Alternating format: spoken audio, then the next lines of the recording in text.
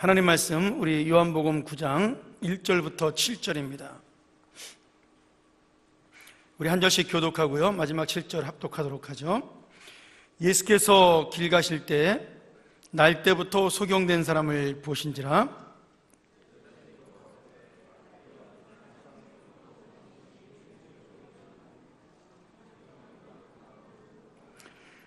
예수께서 대답하시되 이 사람이나 그 부모가 죄를 범한 것이 아니라 그에게서 하나님의 하시는 일을 나타내고자 하심이니라.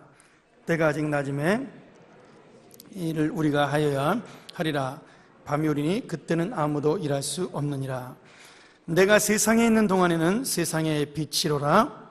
이 말씀을 하시고 땅에 침을 뱉어 진흙을 이겨 그의 눈에 바르시고, 자, 같이 한번 읽죠. 이르시되 실로암 못에 가서 씻으라 하시니, 실로암은 번역하면 보냄을 받았다는 뜻이라. 이에 가서 씻고 밝은 눈으로 왔더라. 아멘.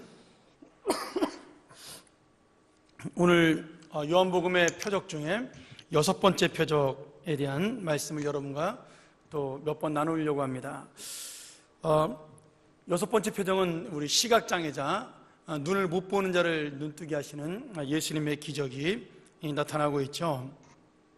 자, 제가 지난번에 한번 설명을 들었지만 요한복음이 깊고 재미있는 성경이라는 것은 어떤 사건이나 예수님의 말씀이 단순히 그 사건 자체만을 말하는 것이 아니라 연결점을 가지고 예수님의 일을 우리에게 보여주고 있기 때문에 요한복음이 다른 성경보다 참 의미가 있는 성경이라고 한번 말씀을 드린 적이 있습니다. 오늘 우리가 나눌 이 시각장애자의 눈을 뜨게 하는 이 사건도 예수님께서 지금 내가 바로 세상의 빛이라는 사실을 보여주기 위해서 특별히 예수님이 먼저 찾아가서 기적을 일으키는 이 사건이죠. 요한복음 8장에 보면 그 가늠한 여인을 돌로 치르는 사람들을 향하여 죄 없는 자가 먼저 돌로 치라는 그 예수님의 말씀에 따라 그 여인이 생명을 구원받게 됩니다. 그 사건이 있고 난 다음에 예수님이 제자들을 향해서 이렇게 얘기하죠. 내가 세상의 빛이라고 말씀하십니다. 이 세상의 빛이라는 말은 지금 어떤 우리가 기준점을 볼 수가 있다라는 거죠. 다시 말하면 이런 빛의 특징이 뭡니까? 하나는 어두운 데서 밝은 것을 볼 수 있게 해주는 것, 내가 보지 못하는 것을 볼 수 있게 해주는 것이 빛입니다. 그리고 만약 등산을 가게 되면 혹시 여러분 어두운 밤에 등산해 본 적이 있는지 모르겠어요. 제가 대학 시절에 그 지리산을 등산한 적이 있었는데 친구들하고 함께 그 중간에 우리가 한번 놀다가 그 산에서 신만이라 그러나요? 그 산삼키는 아저씨 말을 듣고 다음번 산장이 제가 기억이 안 나요. 뱀사골인지 피아골인지. 근데 그 다음번 산장이 어디 있냐고 이렇게 물어봤더니 한 2시간만 가면 된다 그래가지고 저희가 점심 먹고 실컷 잠자다가 걸어가는데 한 7시간 넘게 걸리는 길이더라고요. 여러분, 산에서 사는 사람 말을 절대 믿으면 안 됩니다. 자기 걸음으로 2시간인데 우리 걸음으로는 5시간, 6시간은 나타나지 않더라고요. 그때 처음으로 무섭다라는 느낌을 한번 받은 적이 있습니다. 12명이 같이 갔는데 후라시가 딱 하나였거든요. 앞에 사람이 그 지리산 여행을 했던 그 형님 한 분이 이제 앞에서 맨 앞에 길을 잡고 나머지 사람들은 그 사람의 앞만 이렇게 쭉 따라가는 그런 형편이었습니다. 근데 그렇게 넓었던 지리산의 길이 밤이 되니까 갑자기 절벽만 있는 것 같고요. 그 좁은 후레쉬를 비쳤던 앞에 길만 이렇게 보이더라고요. 정말 그날 엄청나게 고생을 해서 밤 11시 다 돼서 산장에 들어가서 라면 끓여 먹고 잤던, 지금도 다른 날은 기억이 잘 안 나는데 그날하고 마지막 날은 참 기억이 나는 그러한 추억이 저한테 있습니다. 그때 저희가 그 12명 전체가 그 후라시 하나에 의지하면서 길을 걸어갈 때 그것이 얼마나 그 빛이 소중한 거를 그때 서로 간에 이야기했던 기억이 납니다.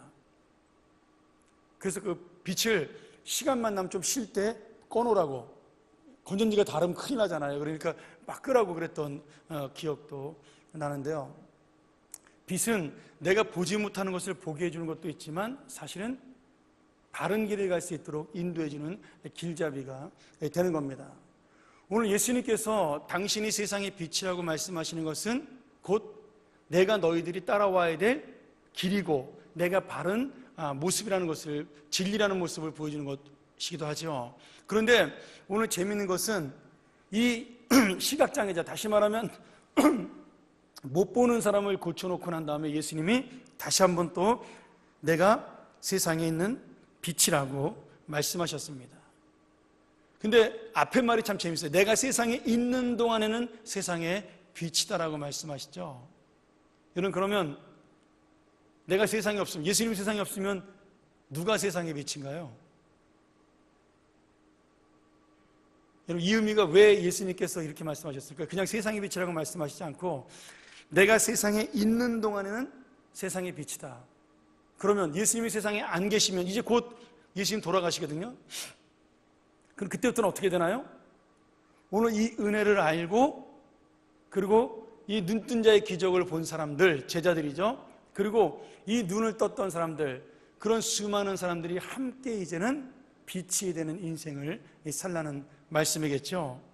그래서 저는 이 시각장애자인 이 사람을 예수님이 그냥 눈이 떠지라고 말씀할 수 있음에도 불구하고 일부러 진에게 침을 이겨 발라서 눈에 바르고 실로암 못에 가서 씻으라고 저는 생각을 합니다. 여러분, 실로암은 번역하면 뭐라고요? 보냄을 받았다는 뜻입니다. 이제 누가 보냄을 받은 자란 말일까요? 누가 눈을 뜨게 해줘야 된다고요? 보냄을 받은 우리가 바로 눈을 뜨게 해줄 자라고 말씀하고 있는 거죠. 그래서 이 요한복음은 저는 참 그런 생각이 들어요. 예수님은 행동 하나하나에 말씀 한마디에 우리가 살아가야 될, 또 우리가 움직여야 될 그런 모습들을 미리 보여주는 또한 그러한 빛이기도 하신 거죠. 예수님이 이 표적에서 재밌는 것은 성경에서 예수님이 먼저 찾아가서 병을 고쳐준 적은 거의 없습니다. 근데 오늘 제자들이 소경이 길에 있는 것을 보고, 그 시각장애자 길에 있는 걸 보고, 그 사람이 태어날 때부터 눈을 못 보는 사람으로 태어났어요. 장애인으로 태어난 거죠. 근데 자기들끼리 논쟁이 붙은 겁니다. 이 사람이 눈을 못 보게 된 것은 누구 때문이냐? 자, 이스라엘에는 지금도 뭐 그런 우리가 생각을 하는 사람들이 있지만 잘못된 생각이죠. 이런 생각을 해요. 누군가 죄를 졌기 때문에 그 죄 때문에 우리가 고난을 받는다, 이렇게 생각을 합니다. 그러니까 특별히 병에 걸린 사람은 하나님이 그를 심판하신 것이라고 생각을 했습니다.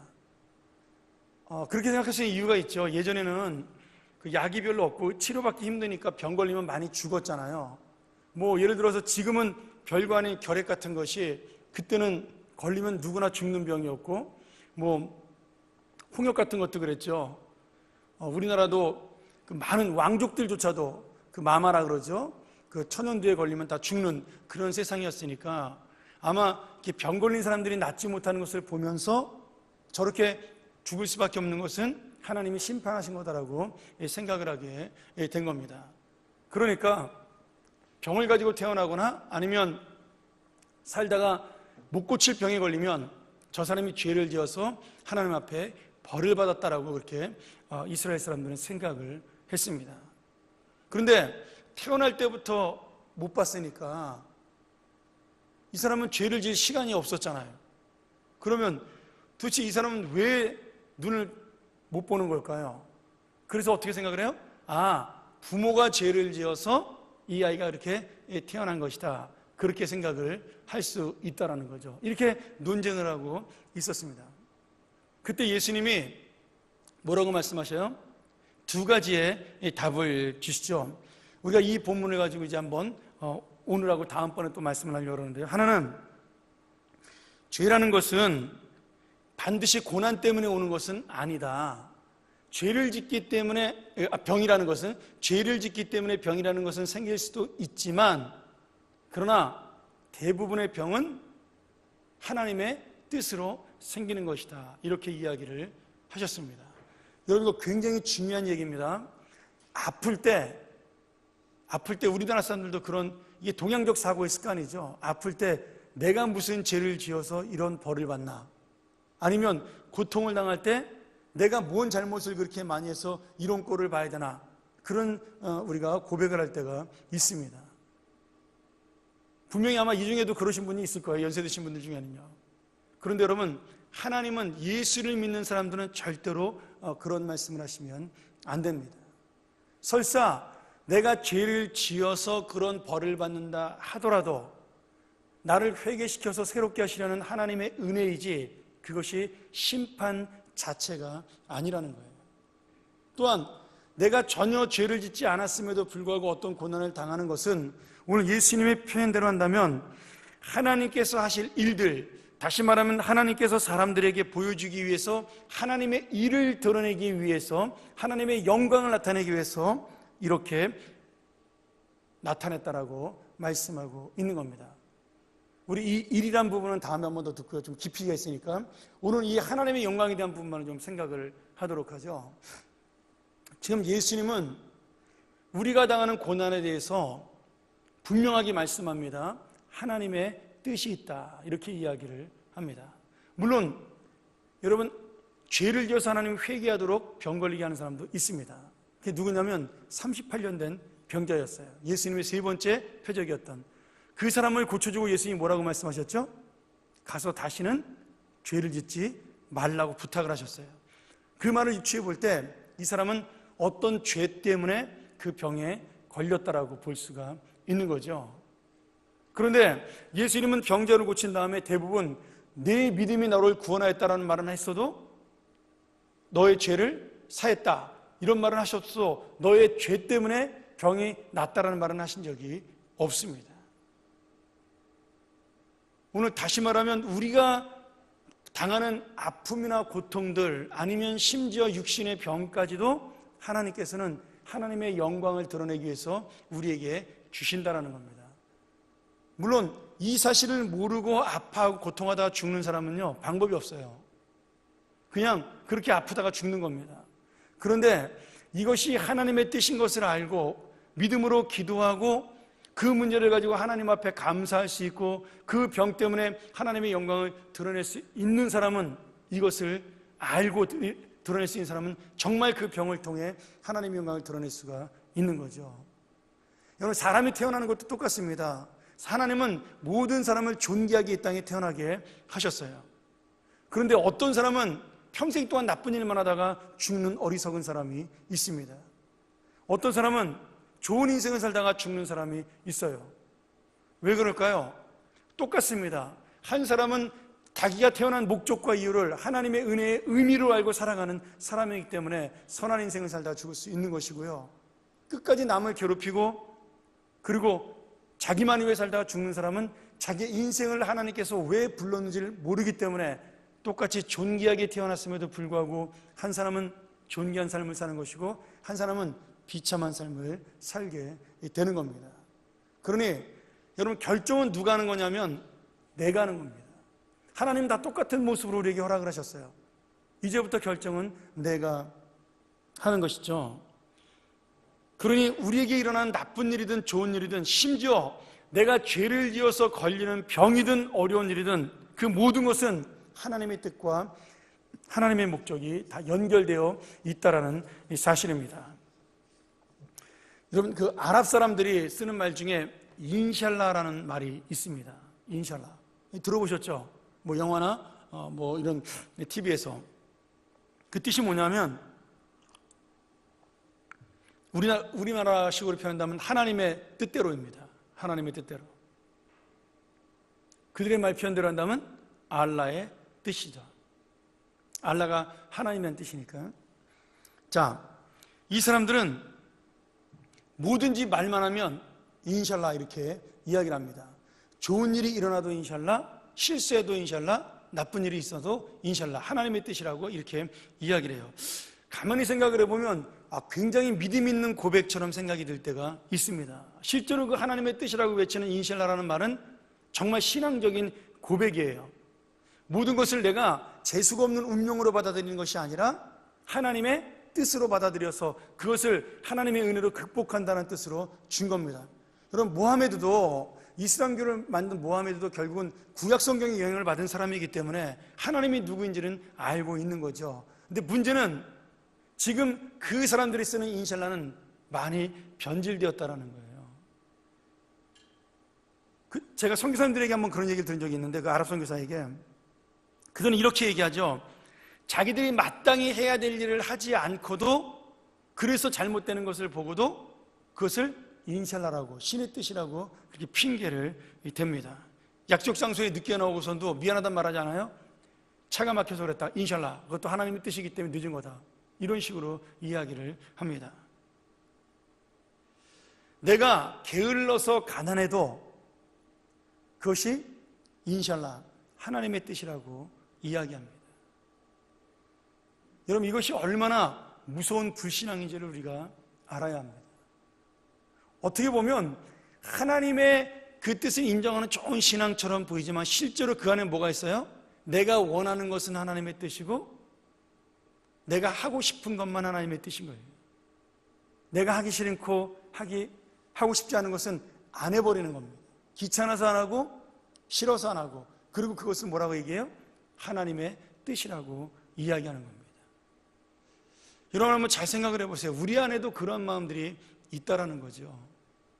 지금 이 날 때부터 못 보는 시각장애자가 있어요. 제자들은 그 사람을 바라보고 그 사람의 영혼이나 그 사람이 불쌍한 거에는 관심이 없었습니다. 저 사람이 못 본 것이 지금 하나님의 뜻이냐 아니냐에 관심이 있었어요. 여러분, 정말 하나님의 뜻은 뭘까요? 그 사람을 불쌍히 여기는 마음입니다. 오늘 주님은 그것을 원하시는 거죠.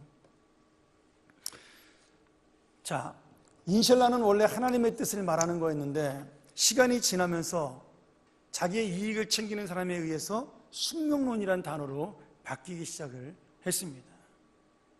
여러분, 우리에게 있는 기적이나 우리에게 있는 믿음이나 우리에게 있는 모든 것도 마찬가지입니다. 처음에 그것은 하나님의 은혜로 주어진 것이고 하나님의 사랑으로 주어진 것이라고 다 감사합니다. 그런데 시간이 지나면요, 그것이 다 내가 잘나서 얻은 것이라고 이 착각을 하는 거죠. 여러분, 원래 나는 병들어 죽을 인생입니다. 원래 나는 망할 인생이에요. 원래 나는 지옥불에 떨어질 인생입니다. 여러분, 한번 내 인생의 정체를 잘 생각을 해보세요. 나는 죄인이고 죽을 수밖에 없는 사람이고 그런 사람에 불과해요. 그러니까 내가 어려운 일을 만나면 우리는 그것이 당연하다고 생각을 해야 됩니다. 근데 어느 순간에 예수를 믿은 다음부터 시간이 지나면서 어떻게 생각을 하게 돼요? 내가 이런 일을 당하면 안 될 만큼 나는 괜찮은 사람이라고 착각을 하는 겁니다. 여러분, 그거 아닙니다. 원래 우리는 그 일을 당할 사람이고 그 일을 당해서 죽어야 될 사람입니다. 망해야 될 사람이고요, 아파야 될 사람이에요. 그런데 하나님의 은혜로 우리는 그 아픈 것을 당하고 망하는 것을 당해도 다시 일어설 수 있는 소망과 힘과 능력을 갖는 겁니다. 하나님의 은혜죠. 그것이 오늘 주님께서 우리에게 주시는 하나님의 뜻이라는 거예요. 나는 원래부터 그런 일을 당해야 될 사람인 거예요. 이 시각장애도 마찬가지죠. 태어날 때부터 그가 눈이 안 보였던, 20살에서 눈이 안 보였던, 그것은 상관이 없어요. 그냥 이 사람은 그런 사람인 겁니다.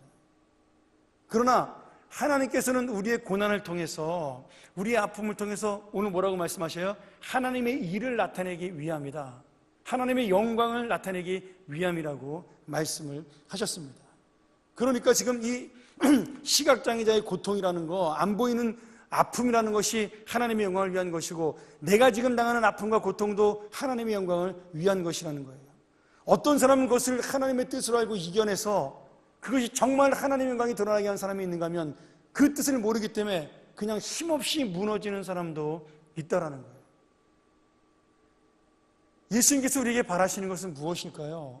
내가 다시 일어서는 것입니다. 오늘 주님은 우리에게 찾아오셨어요. 이 6번째 표적이 얼마나 재밌는 표적이냐면, 예수님이 그 제자들에게 대답을 하고 난 다음에 먼저 가서 그 소경에게 찾아가서 예수님이 그의 눈을 만지시면서 그의 눈을 진흙으로 이겨주면서 그의 눈을 고쳐주는 이 장면입니다. 예수님이 먼저 가서 그를 만나 주셨어요. 다시 말하면 우리는 하나님의 은혜가 없으면 그렇게 살 수밖에 없는 사람들이라는 거예요. 예수님이 찾아오지 않았으면 지금도 여전히 그 길에서 구걸하고 죽었어야 될 그러한 시각장애자와 같은 사람이라는 겁니다. 그런데 예수님은 그를 보고 논쟁한 것이 아니라 찾아가서 그의 눈을 뜨게 해 주신 것입니다. 아마 그 사람도 그렇게 생각을 했겠죠. 나는 왜 태어날 때부터 눈이 안 보였을까? 왜 이렇게 살아야만 했는가? 그런 고민을 왜 하지 않았겠어요? 지금 예수님은 그 고민을 넘어설 수 있는 은혜를 그에게 베푸신 겁니다. 새 인생을 열어주신 것이죠. 눈을 뜨고 그가 새로운 인생을 바라보고 새로운 사람을 바라볼 수 있도록, 자기의 삶을 바라볼 수 있도록 다시 한번 주님은 힘을 주신 겁니다. 여러분, 제자들이 그것을 보고 무엇을 깨달아야 되나요? 내 인생도 바로 그런 인생이라는 거예요. 나는 눈을 뜨고 있을 뿐이지 저 사람하고 똑같은 인생이라는 겁니다. 예수님의 나를 만져주는 손길, 나를 붙들어주는 손길, 그 은혜의 손길이 없었다면 나 역시도 평생 동안 고통 속에, 아픔 속에, 절망 속에 살아가야 될 그러한 인생이라는 겁니다. 여러분이 뭘 잘못해서 그런 게 아니라 원래 우리는 망할 인생이었어요.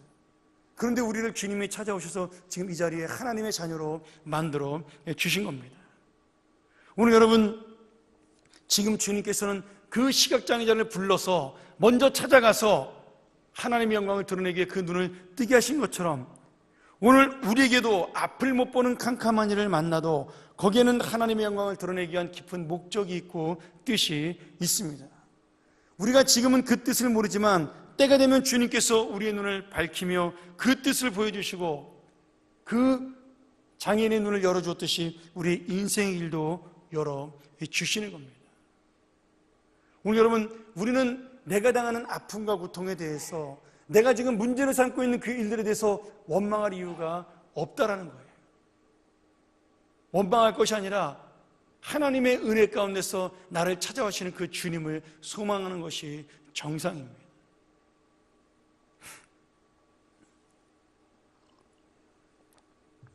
사실은 아픈 일을 만나면 그런 생각하기가 쉽지 않습니다. 저 역시도 마찬가지예요. 갑자기 고난을 만나면 이런 믿음에 있는 생각을 하기가 쉽지가 않은 거죠. 근데 여러분, 우리가 지금 당하는 일이 아무리 힘들고 어려워도 이 평생 동안 눈이 안 보이는 시각장애자보다 더 못한 인생은 아니라는 거예요. 그가 살아왔던 평생의 아픔보다 더 고통은 아니라는 거죠. 우리가 자녀를 낳아놓고 그 자녀가 내가 마음에 안 드는 자녀를 낳았을 때, 뭐 장애인이 될 수도 있고 아니면은 남보다 좀 못한, 세상적으로 그런 아이가 자랄 수도 있겠죠. 그때는 우리 마음속에 내가 무슨 죄를 지어서 이런 아이를 나이가 키워야 되나라는 그런 생각은 여러분, 사탄이 우리를 절망 속에 빠뜨리는 생각입니다.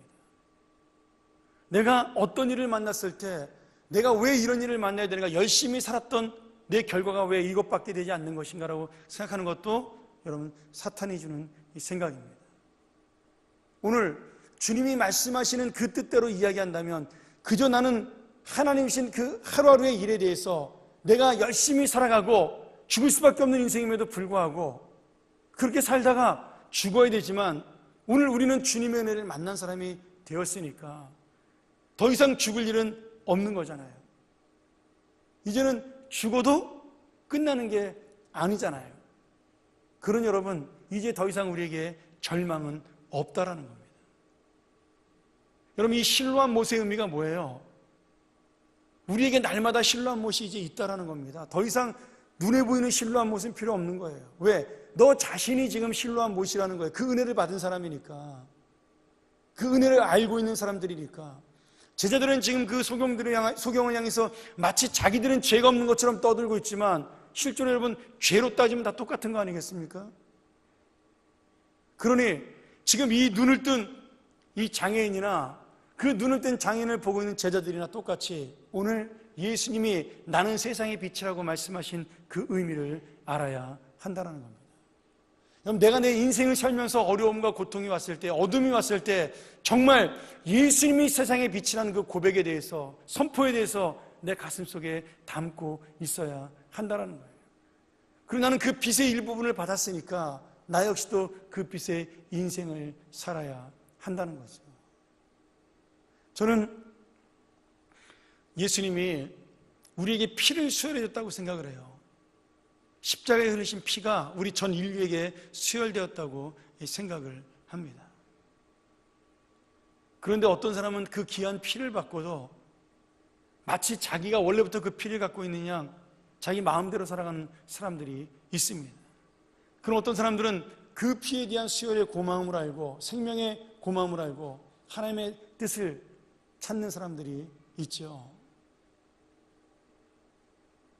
이전에 제가 그런 영화를 본 적이 있습니다. 심장을 이식을 했는데 그 심장의 전 주인의 생각이 담겨져 있는 거예요. 그래서 원래 그 심장 주인이었던 부모님을 만나면 가슴이 뛰고 사랑하는 여인을 만나면 가슴이 뛰는 겁니다. 여러분, 저는 그 영화를 보면서 예수님이 우리에게 그 심장을 나눠줬다라고 믿습니다. 예수님이 하나님의 영광을 이제 우리에게 나눠줬다라고 믿습니다. 내가 너희에게 고난을 주는 것, 고난을 받는 것, 그 모든 것들은 결국 하나님의 영광을 내가 너희에게 나눠주는 것이라고 말씀하는 거예요. 오늘 이 안 못 보는 사람이 예수님을 만나 눈을 떠 하나님의 영광을 드러내는 것처럼 우리 역시도 지금 이 고난을 이기고 일어나 하나님의 영광을 드러내는 빛의 인생이 되라는 말씀입니다. 그래서 예수님의 표적은요, 예수님이 누구인가를 보여주는 것으로 끝나지 아니하고 우리가 그런 삶을 살도록 만들어주는 역할을 하는 겁니다. 모든 기적이 그렇습니다. 가나의 포도 기적도 마찬가지죠. 여러분, 누가 포도주예요? 이제는 내가 포도주입니다. 이 세상을 잔치집으로 만드는 내가 바로 그 포도주의 역할을 감당을 하는 겁니다. 물같이 맹탕이었던 내 인생, 아무도 관심 없었던 손 씻고 발 씻은 물로 살았던 그 항아리에 담긴 내 인생 같은 그런 인생도 주님을 만난 인생 된 다음에는 모든 사람에게 기쁨을 주는 인생이 될 수가 있다는 겁니다. 내가 능력이 많아서가 아니라 주님을 만났기 때문이죠. 우리 지난번에 배웠던 물을 예수님께서 건너는 기적, 그리고 풍랑을 잠자게 한 기적도 마찬가지입니다. 예기치 못한 풍랑과 두려움에 쌓였을 때 예수님이 우리의 손을 잡아주시고 그리고 걸어오셔서 두려워 말라라고 말씀을 하셨습니다. 예수님이 바다를 잠잠케 하시는 그런 놀라운 통치라는 것을 보여줬어요. 이제는 우리가 그 두려움에 쌓여있는 사람들에게 손을 내밀어야 되는 겁니다. 이제는 두려워하지 마. 내가 만난 예수님이 너와 함께 있을 거라고 말씀하는 것, 그것이 오늘 주님이 우리에게 보여주는 기적의 의미입니다. 여러분, 예수를 오래 믿을수록요, 사람들은 점점 이론적이 돼갑니다. 그리고 점점점 자기들이 잘난 것처럼 생각이 들고요, 나는 예배를 드리고 말씀을 듣기 때문에 죄인이 아니라는 생각을 자꾸 하게 됩니다. 그래서 제자들처럼 이 눈이 안 보이는 사람을 향해서 불쌍한 마음을 갖는 것이 아니라 저 사람은 무슨 죄를 지었기 때문에 저런 일을 만날까라는 생각이 우리 안에 서로 잡히는 거죠. 여러분, 절대 그런 것은 없습니다. 여전히 우리는 죄인이고요, 그저 의인의 이름을 받은 그냥 이름만 의인인 거죠. 그러나 내가 이름이 의인이 되었기 때문에, 그리고 내 인생 전체를 하나님의 의인으로 인정해 주셨기 때문에 내가 이제는 그 의로운 삶을 살아가는 겁니다. 어떻게 해요? 몸이 부서져도요, 예수님처럼 심장이 아프고 모든 피를 다 흘린 그 예수님처럼 우리도 그렇게 살아가는 거죠. 말씀 정리할까요? 오늘 여러분, 하나님께서 오늘 이 안 보이는 사람의 눈을 뜨게 해준 것도 하나님의 영광을 위한 것이라면, 그 안 보이는 사람을 눈을 뜨게 해주는 그 기적을 옆에서 보여준 것도 역시 하나님의 영광을 위한 것입니다. 아마 제자들 마음속에 다 그 마음이 들었을 거예요. 내가 눈이 안 보여도 주님은 내 눈도 뜨게 해주실 것이다. 내가 죽어도 주님은 나를 살리실 것이다. 내가 배고프면 주님은 나를 향해 기적을 베푸실 것이다. 여러분, 기적이라는 것은, 나 혼자 끝나는 것은 기적이 아닙니다. 그건 마술이에요. 아니면 눈속임입니다. 그러나 주님의 기적은 다른 사람에게 전달이 되는 겁니다. 희망이 되고요, 용기가 되고요, 위로가 되는 겁니다. 가나의 혼인잔치의 기적이 그런 것이고, 우리가 지금까지 봤던 모든 기적도 38년 된 병자하고 친 기적도 마찬가지고요. 그 기적을 바라본 모든 사람들의 인생이 바뀌며 그 주변의 사람들에게 용기와 희망을 주는 것이 바로 예수님의 기적입니다. 오늘 여러분, 그 하나님의 일, 하나님의 영광이 이제는 우리가 실로암 못이라는 이름으로 받았습니다. 보냄을 받은 자가 되었어요. 이제는 내가 그 물로 그 사람의 눈물을 씻길 때가 온 것입니다.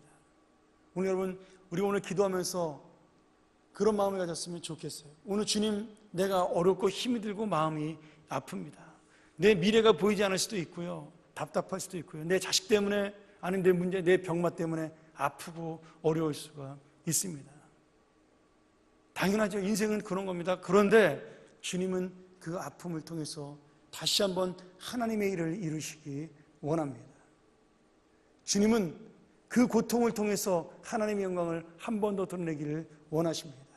주님은 그 어둠을 통해서 하나님의 빛을 한 번 더 우리를 통해 보여주기를 원하십니다. 사랑하는 여러분, 이 세상에 공짜는 없어요. 하나님에게 내는 등록금, 인생의 그 등록금요, 공짜가 없습니다. 그만큼 나를 자라게 하고요, 성장하게 만들더라고요. 여러분, 힘들고 어려운 것, 지금 여러분이 비싼 수업료를 내고 주님 앞에 인생을 배우고 있는 것입니다. 이제는 내가 다른 사람을 가르칠 수 있는 인생이 되기 위해서 여러분은 비싼 수업료를 내고 그 인생을 살아가고 있는 것이에요. 그것이 고통이든 눈물이든 염려든 걱정이든, 그리고 그 인생 속에 여러분은 찬란한 빛이 될 것입니다. 여러분은 찬란한 영광을 드러내는 사람이 될 것입니다. 우리가 잘나서가 아니고요, 우리가 뛰어나서가 아니라 하나님의 은혜를 입은 사람들이기 때문입니다. 오늘 여러분, 이 말씀 통해서 우리가 힘을 얻기를 원합니다. 오늘 내가 지금 이 날 때부터 안 못 보는 자와 같이 아무런 희망도 없는 그러한 사람, 다른 사람에게 놀림을 받고 다른 사람들의 구경거리가 되는 그런 인생 같다 할지라도, 오늘 주님은 나에게 와서 손을 내밀어 나의 보이지 못하는 이 눈을 만져주시고 나의 들리지 않는 길을 열어주시고 내가 보지 못할 것들을 보게 만들어 주십니다. 오늘 시간에 그 주님을 만나시기를 원하고요, 그 주님 때문에 위로를 받으시기를 원하고요, 그 주님과 함께 나아가는 인생 되기를 주의 이름으로 간절히 소원합니다. 우리 같이 한번 이 말씀 기억하면서 기도합니다.